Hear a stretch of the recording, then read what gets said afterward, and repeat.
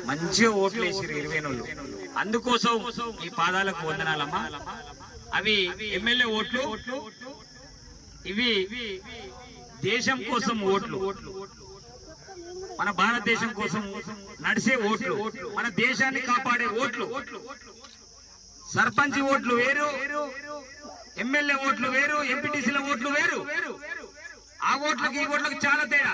ఇంతకుముందు MLA MP రెండు కలిసి వచ్చేది కాబట్టి ఎంపీ ఓట్లు అనేది తెలియకపోయేది, గుంపుల గోవిందలాగా వెళ్ళిపోయేది. కానీ ఇప్పుడు సపరేట్ గా వచ్చినాయి కాబట్టి ఎంపీ ఓట్లకు స్వచ్ఛందంగా నీతి నిజాతిగా ఓట్లు వేసేది ఉంటది. ఇప్పుడు ఎన్నో ఒక తాన మందు సారా అవన్నీ నడుస్తుండొచ్చు, కానీ సారా మందుకు నడవని ఓట్లు ఈ దేశం కోసం నడిచే ఓట్లు.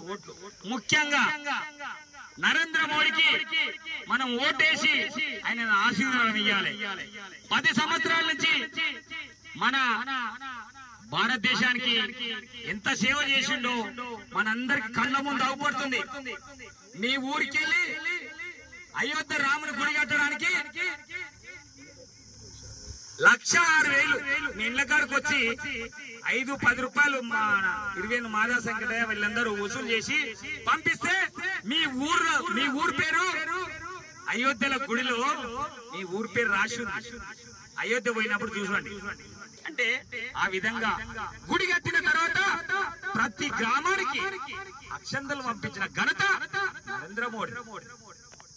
మనకు అకౌంట్ తెలియదు, అకౌంట్లు తీసుకోవాలి తెలియని వాళ్ళకి అని చెప్పేసి 100 రూపాయలకు 0 బ్యాలెన్స్ అకౌంట్లు ఫ్రీగా కూడా తీసి కరువు పని పైసలు చేసి పోస్ట్ ఆఫీస్ లో పైసలు తీసుకునేది.